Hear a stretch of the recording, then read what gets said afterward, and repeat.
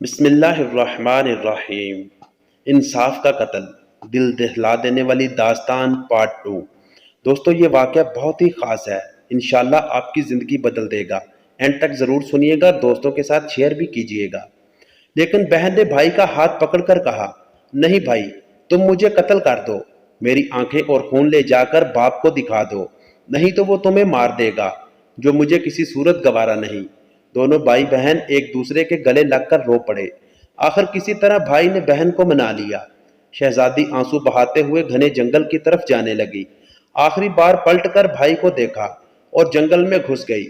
اس کے بعد شہزادے نے ادھر ادھر سے ڈھونڈ کر ایک ہرن کا شکار کیا، اس کے گردن کا خون نکالا اور آنکھیں نکال کر لے جا کر بادشاہ کو دکھا دیں۔ بادشاہ نے آئینہ منگوایا، اس میں ان آنکھوں کو اور اپنی آنکھوں کو غور سے دیکھا۔ جب اس کو یقین ہو گیا کہ آنکھوں کا رنگ ایک ہی ہے، تب اسے تسلی ہوئی۔ ملکہ نے کسی طور شہزادے کو بلا کر اس سے بیٹی کے متعلق پوچھا۔ شہزادے نے ماں کے سامنے سارا احوال گوش گزار کر دیا۔ ملکہ نے منہ آسمان کی طرف کر کے ہاتھ اوپر اٹھائے اور بیٹی کے لیے دعا مانگی کہ اے اللہ، تو میری بیٹی کی حفاظت کر، اسے اپنے امان میں رکھ اور اسے کسی اچھی جگہ پار لگا دے۔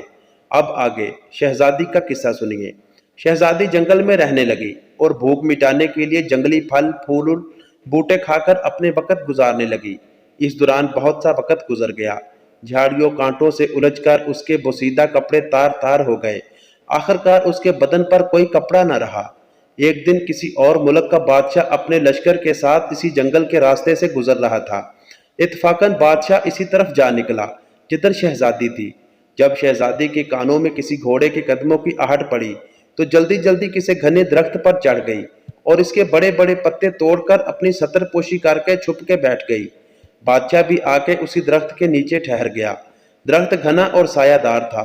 ایک طرف اپنے گھوڑے کو باندھا اور درخت کے سائے میں کپڑا بچھا کر تھوڑی دیر سستانے کی خاطر لیٹ گیا۔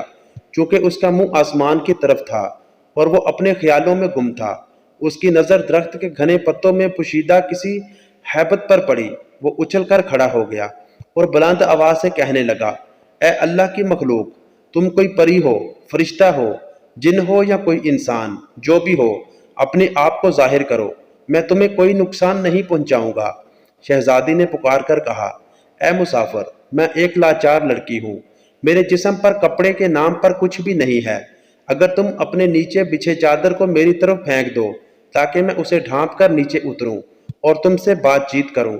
بادشاہ نے اپنے نیچے بچھے کپڑے کو اٹھایا، اس کا گولا سا بنا کر اس کی طرف پھینکا۔ شہزادی نے اس کپڑے سے اپنے جسم کو خوب اچھی طرح ڈھانپا اور کسی نہ کسی طریقے سے درخت سے اتر گئی۔ جب بادشاہ نے شہزادی کو دیکھا تو اس کے حواس گم ہو گئے۔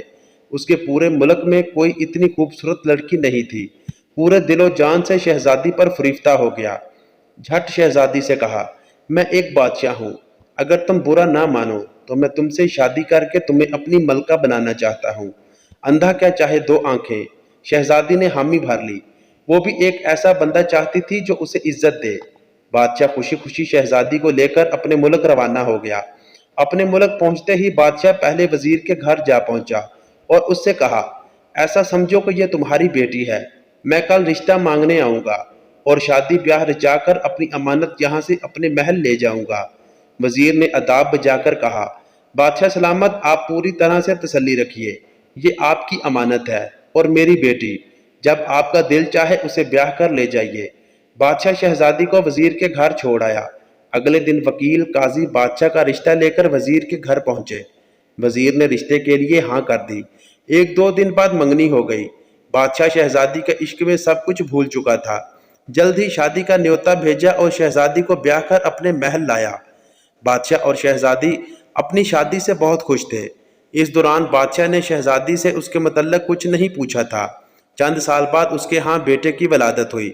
بادشاہ بہت خوش تھا۔ اس نے شہزادی سے، جو اب ملکہ بن گئی تھی، پوچھا، اب جب کہ اللہ نے ہم دونوں کو اولاد نرینہ سے نوازا، تم اب ایک بیٹے کی ماں بن گئی ہو، اب مجھے بتاؤ کہ تم کون ہو، کس کی بیٹی ہو اور کس جگہ سے تمہارا تعلق ہے؟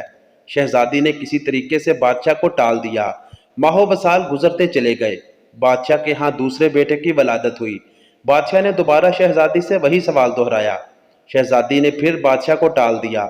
آخرکار ان کے ہاں جب تیسرے بیٹے کی ولادت ہوئی تو اس موقع پر بادشاہ نے شہزادی کی حقیقت معلوم کرنے کے لیے بہت دباؤ ڈالا۔ آخرکار شہزادی مان گئی اور بادشاہ کو حقیقت بتائی کہ وہ فلاں ملک کے بادشاہ کی بیٹی ہے۔ بادشاہ کو کس طرح بیٹیوں سے نفرت تھی، اس نے کس طرح مجھے مارنے کا حکم دیا، اور دائی نے مجھے کس طرح بچا کر اپنے گھر میں میری پرورش کی۔ بادشاہ نے کس طرح مجھے دیکھا، پھر کس طرح اپنے بھائی کے حوالے کر کے قتل کرنے کا حکم دیا۔ میں اس طرح جنگل میں خوار زندگی گزارنے لگی۔ وہاں تم نے مجھے دیکھا، مجھے اپنے ساتھ لے کر آئے اور مجھ سے شادی کی۔ دوستو ابھی جاری ہے، سکرین پر نظر آنے والی ویڈیو پر کلک کریں اور اگلا حصہ سنیں۔ سٹوری کو اینڈ تک ضرور سنیے گا، سٹوری بہت ہی دلچسپ ہے اور انشاءاللہ یہ آپ کی زندگی بدل دے گی۔